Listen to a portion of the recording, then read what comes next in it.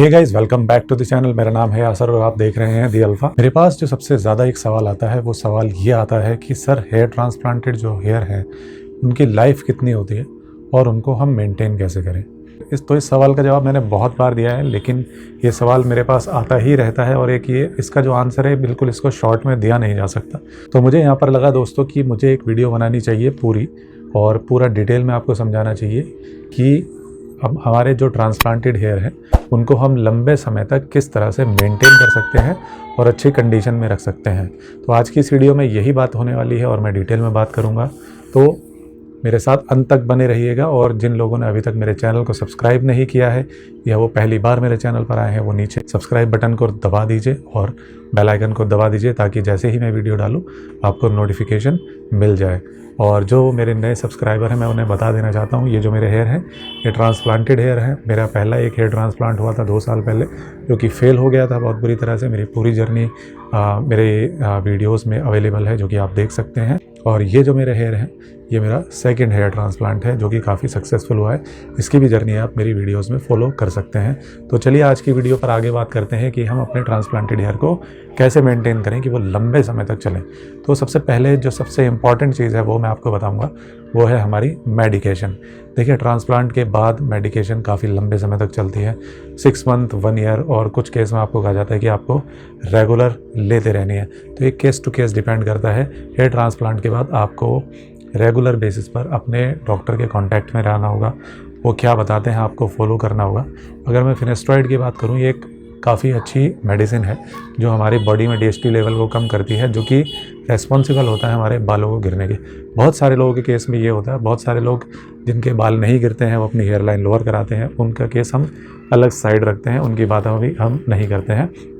जिन लोगों के बाल गिरे हैं, उड़ गए हैं कम एज में, तो उस केस में तो हमें मेडिसिन कंटिन्यू रखनी होती है लंबे टाइम तक, एटलीस्ट 6 मंथ तक। और उसके बाद डॉक्टर जैसे सजेस्ट करते हैं ऑल्टरनेट डे पर, या थोड़ा गैप देने के बाद फिर आपको दोबारा स्टार्ट करनी होगी, या फिर आपको बिल्कुल क्लोज आई रखनी होगी कि जैसे ही बाल गिरने स्टार्ट होते हैं या थिनिंग आपको नज़र आती है आप दोबारा से मेडिसिन स्टार्ट कर दें। तो फिनेस्ट्रॉइड एक मेडिसिन है जो कि आपको डॉक्टर से कंसल्ट करके रेगुलर बेसिस पर खानी होगी। अगर आपके डॉक्टर कहते हैं कि आपको कंटिन्यूसली 2-3 साल 4 साल तक खानी है, तो आपको कंटिन्यू लेनी होगी।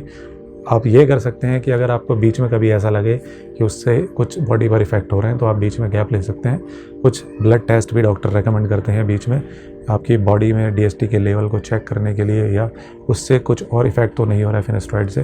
तो इसलिए आपको डॉक्टर से कंसल्ट करके फिनेस्ट्रॉइड लेना ज़्यादा ज़रूरी है। लेकिन फिनेस्ट्रॉइड कंटिन्यू लेना, अगर डॉक्टर आपको रेकमेंड करते हैं या फिर आपके बाल गिरते हैं, वो ज़रूरी है। कुछ केस में ये होता है कि 6 मंथ तक आप रेगुलर 1 mg पर डे लेते हैं और उसके बाद अल्टरनेट डे पर लेते हैं।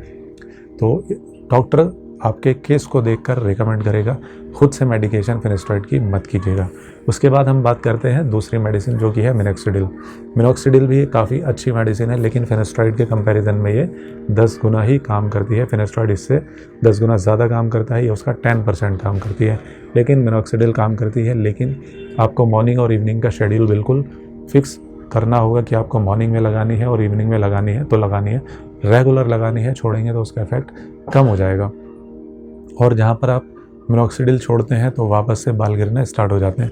तो मिनॉक्सिडिल का एक नुकसान ये है, लेकिन अगर आप रेगुलर यूज़ करते हैं, और ये आपको लाइफ टाइम यूज़ करनी होगी अगर आपके बाल गिरते हैं तो मिनॉक्सिडिल अगर आप यूज़ कर रहे हैं तो आपको रेगुलर लेनी होगी। लेकिन एक इम्पॉर्टेंट बात जो मैं सभी को बताना चाहूँगा, अगर आप फिनेस्ट्रॉइड ले रहे हैं तो आप मिनॉक्सिडिल स्किप कर सकते हैं, ज़रूरी नहीं है लगाना।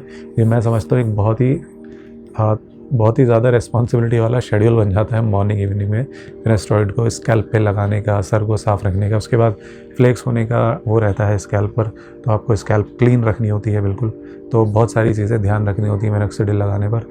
और मिनॉक्सिडिल के बारे में अगर मैं और बताऊँ तो बहुत सारे लोग हेयर ट्रांसप्लांट के फ़ौरन बाद मिनॉक्सिडिल लगाना स्टार्ट कर देते हैं, लेकिन जो मेरे क्लिनिक है यूजेनिक्स और डॉक्टर प्रदीप सेठी, डॉक्टर हारिका बंसल, उन्होंने वो यही रेकमेंड करते हैं कि आप कम से कम 4 महीने तक कुछ भी ना लगाएं स्कैल्प के ऊपर।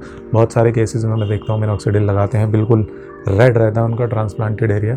तो मिनॉक्सिडिल आपको ट्रांसप्लांट के बाद नहीं लगाना है, एटलीस्ट 4 महीने तक। 4 महीने के बाद आप मिनॉक्सिडिल लगाएं। मेरी रिकमेंडेशन ये है मेरे डॉक्टर के बेस पर। लेकिन बाकी आपकी मर्ज़ी है। मैं यही सजेस्ट करता हूँ कि अगर रेडनेस हो रही है, प्रॉब्लम हो रही है, आपको मिनॉक्सिडिल बंद कर देनी चाहिए थोड़े टाइम के लिए। फिनेस्ट्राइड आप ले लें तो वो काम करेगी, तो डरने की ज़रूरत नहीं है कि हम मिनॉक्सिडिल नहीं लगा रहे तो हमारा ट्रांसप्लांट फ़ेल हो जाएगा, नहीं। अगर आप फिनेस्ट्राइड ले रहे हैं तो वो फ़ेल नहीं होगा, बशर्ते कि कुछ और दिक्कत ना हो आपके ट्रांसप्लांट हेयर में। अब मेडिसिन की हमने बात कर ली, इसके बाद बहुत सारे होते हैं एक्सटर्नल फैक्टर कि हम अपने बालों की केयर कैसे कर रहे हैं। बालों की केयर की अगर मैं बात करूं तो डाइट वहाँ पर काफ़ी अच्छा रोल प्ले करती है। प्रोटीन से भरपूर अगर हम डाइट ले रहे हैं, नॉनवेज खाते हैं तो फ़िश और चिकन ले रहे हैं, दालें ले रहे हैं, राजमा एक प्रोटीन होता है, एग होता है, तो इस तरह की जो प्रोटीन वाली जो डाइट होती है मेंस को ज़्यादा सूट करती है। जिम करने में भी और बालों के लिए भी प्रोटीन इंपॉर्टेंट होता है, तो अच्छी डाइट लेना बहुत ज़रूरी है। हरी सब्जियां लेना, फाइबर वाली चीज़ें लेना ये बहुत ज़्यादा ज़रूरी है। अपनी सेहत का ख्याल रखना, सेहत से ही जुड़ा है बालों का भी। तो जितना आप अपना ख्याल रखेंगे, जितना आप खुश मिजाज रहेंगे, स्ट्रेस कम लेंगे, उतना ही आपके बाल की ग्रोथ अच्छी होगी और गिरेंगे भी कम। आपको नींद पूरी लेनी है, आपको पूरी रात जागना नहीं है, देर लेट नाइट तक आपको जागना नहीं है और मॉर्निंग में जल्दी उठना नहीं है। पूरी नींद लेनी है आपको। कम नींद लेंगे तो उसका इफ़ेक्ट आपके बालों पर पड़ता है, स्ट्रेस लेंगे तो उसका इफ़ेक्ट आपके बालों पर पड़ता है। तो ये सारी चीज़ें आपको ध्यान में रखनी है। अब इसके अलावा आपको बहुत सारे लोग क्या करते हैं कि हेयर ट्रांसप्लांट हो गया, रिज़ल्ट अच्छा आ गया तो बिल्कुल ध्यान ही देना छोड़ देते हैं बालों पे। सर के अंदर डैंड्रफ हो रहा है, गंदगी धूल मिट्टी भरी हुई है, बाहर से आ रहे हैं, लेकिन हम कुछ उसका ध्यान ही नहीं रखने। ना हम हेयर वॉश कर रहे हैं रेगुलर बेस पर, ना ही अच्छा ऑयल वगैरह अगर हम यूज़ करना चाहते हैं तो यूज़ कर रहे हैं, मेडिसिन भी नहीं ले रहे, बिल्कुल छोड़ दिया। बाल गिर रहे हैं तो छोड़ यार, जाने दें। तो ये अगर आप करेंगे तो आपका ट्रांसप्लांट जो है बहुत ज़्यादा लंबे समय तक चलने वाला है नहीं। आपको ख्याल रखना होगा, आपको स्कैल्प क्लीन रखनी है। रिकमेंडेशन ये है कि आप डेली हेड वॉश करें शैम्पू से, अच्छे शैम्पू से, जिससे आपकी स्कैल्प क्लीन रहे। अगर रेगुलर नहीं करते हैं तो 2 दिन में एक बार तो शैम्पू आपको करना ही चाहिए। और स्कैल्प अगर आपकी क्लीन है तो 2 दिन में एक बार आप करें, कोई दिक्कत नहीं है। लेकिन स्कैल्प आपकी क्लीन नहीं है तो आपको डेली शैम्पू करना होगा। डैंड्रफ हो रहा है तो डैंड्रफ का ट्रीटमेंट करना होगा, क्योंकि डैंड्रफ बहुत ज़्यादा नुकसान पहुँचाता है। तो ये भी आपको ध्यान रखना होगा ताकि आपका ट्रांसप्लांटेड हेयर जो है लंबे टाइम तक चले। उसके अलावा अभी आपने देखा होगा कि मैंने जो अपने पुराने रिज़ल्ट अभी तक शो किए हैं 10 महीने तक के, उसमें मेरे काफ़ी लंबे बाल हैं। वीडियो में भी मैंने दिखाया मेरे लंबे काफ़ी बाल थे, लेकिन मैंने उन्हें छोटा करा लिया है। होता क्या है, लंबे बालों में हमारे बाल उलझते हैं और उलझने के बाद टूटते हैं। तो हमें बालों को इस तरह करके रखना है कि उन पर डैमेज किसी भी तरह से हो तो कम हो। टूटने उलझने से बाल टूटते हैं, कॉम्ब करेंगे उसमें टूट कर आएंगे, तो वो हमें ध्यान रखना है कि बाल हमारे क्लीन रहें, स्कैल्प क्लीन रहें और उलझे नहीं, ताकि वो कॉम्ब करने पर टूटे नहीं। तो ये हमें बहुत ज़्यादा ध्यान रखना है। तो इसलिए मैंने अपने बाल भी छोटे करा लिए हैं। बहुत सारे लोग ये भी चाहते हैं कि ट्रांसप्लांट के बाद हम फिनेस्ट्राइड ना लें, बहुत सारे डर होते हैं और वो जायज़ है डर। कुछ लोगों को प्रॉब्लम हो भी जाती है, लेकिन वो ये भी होता है कि मेडिसिन छोड़ने के बाद ठीक हो जाती है, लेकिन उनका डर जायज़ है। तो वो चाहते हैं कि हम सिर्फ मिनॉक्सिडिल यूज़ कर लें या फिर इसके अलावा कुछ और चीज़ें हों जो हम यूज़ कर लें। वो आप कर सकते हैं, बेशक कर सकते हैं, आप ध्यान रखें। लेकिन अगर आपको जहाँ भी लगे कि आपकी हेयर थिनिंग बढ़ रही है, बाल पतले हो रहे हैं और डेंसिटी में थोड़ी गिरावट आ रही है, बाल रेगुलर बेसिस पर गिरने लगे, तो आप जाके डॉक्टर से कंसल्ट कीजिए और मेडिसिन दोबारा से स्टार्ट कीजिए। नहीं तो आपके ट्रांसप्लांटेड हेयर क्या, जो एग्जिस्टिंग हेयर हैं वो तो सबसे पहले जाएंगे, आपके ट्रांसप्लांटेड हेयर बाद में जाएंगे, लेकिन वो भी चले जाएंगे। थिनिंग उनमें भी होगी और गिरने के चांसेस उनके भी हैं। जो हमारा सेफ़ एरिया जिसे कहते हैं, जहाँ से बाल निकाल कर लगाए जाते हैं, वो सेफ़ एरिया होता है, लेकिन वो सिर्फ सेफ़ एरिया इसलिए होता है कि वो लंबे टाइम तक चलता है। ऐसा नहीं होता कि वो बाल वहाँ के गिरते ही नहीं है, वहाँ पर बाल की थिनिंग होती ही नहीं है।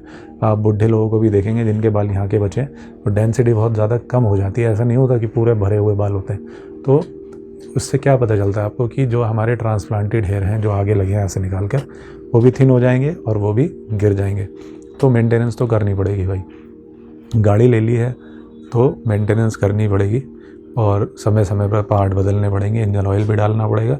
सिमिलरली ये जो हमारे हेयर हैं उन्हें हमें मेंटेन करके चलना पड़ेगा, ध्यान रखना पड़ेगा उनका। ऐसा नहीं कि यार बिल्कुल केयरलेस हो गए, आप कुछ करना ही नहीं है, कुछ भी खा रहे हैं, कुछ भी पी रहे हैं, अपने ना सेहत का ध्यान रख रहे हैं, स्ट्रेस ले रहे हैं, बीड़ी सिगरेट पी रहे हैं, दारू पी रहे हैं। तो इन सारी चीज़ों को ध्यान रखना पड़ेगा कि ये सारी चीज़ें आपके बालों पर भी इफ़ेक्ट करती हैं। अगर जिम जाते हैं, एक्सरसाइज करते हैं, बहुत ही अच्छी बात है। अच्छी डाइट लेते हैं और भी अच्छी बात है। ऐसी दवाइयाँ, ऐसी मेडिसिन से बचना होगा आपको जिनसे बाल आपके गिरें। जैसे कि बहुत सारे लोग होते हैं जिम में स्टेरॉइड वगैरह लेते हैं बॉडी बनाने के लिए। प्रोटीन से इफ़ेक्ट नहीं पड़ता है, बशर्ते कि प्रोटीन आपका अच्छी क्वालिटी का हो। प्रोटीन पाउडर आप ले सकते हैं, मैंने खुद भी लिया है जब मैं जिम जाता हूँ। प्रोटीन पाउडर क्या होता है, एक सप्लीमेंट होता है वो, और वो आपके डाइट से जो आप पूरे नहीं कर पाते हैं डेली की प्रोटीन रिक्वायरमेंट बॉडी के लिए, वो आप पाउडर से ले सकते हैं। यानी कि अगर आप बहुत सारे ज़्यादा एग नहीं खा पा रहे हैं या फिर आप नॉनवेज नहीं खाते हैं, दाल से आपको पूरा प्रोटीन नहीं मिल पा रहा है, तो आप प्रोटीन पाउडर ले सकते हैं अच्छी क्वालिटी का। बहुत सारे लोगों के मन में होता है कि पाउडर खा रहे हैं तो बाल गिरेंगे। पाउडर का मतलब ये नहीं होता, प्रोटीन पाउडर अच्छी क्वालिटी का, उसका मतलब वो प्रोटीन ही होता है। डॉक्टर भी एज ए सप्लीमेंट उसको रेकमेंड करते हैं।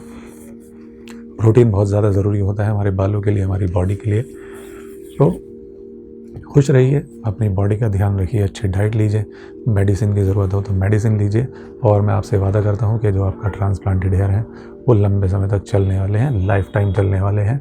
और मेरे भी हेयर ट्रांसप्लांट को 1 साल पूरा होने वाला है। इसकी रिज़ल्ट की डिटेल वीडियो भी मैं लेकर आने वाला हूँ, और अपने रिज़ल्ट थ्रू आउट मैं आपके साथ शेयर करता रहूँगा, ताकि आपको पता रहे ये ट्रांसप्लांटेड हेयर में कब ऊपर नीचे उतार चढ़ाव, कब कब कैसे कैसे आते हैं।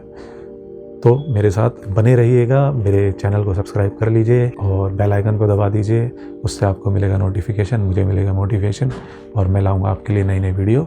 आज की इस वीडियो में इतना ही, मिलते हैं नेक्स्ट वीडियो में। तब तक के लिए अपना ख्याल रखिएगा। Bye bye, great, take care.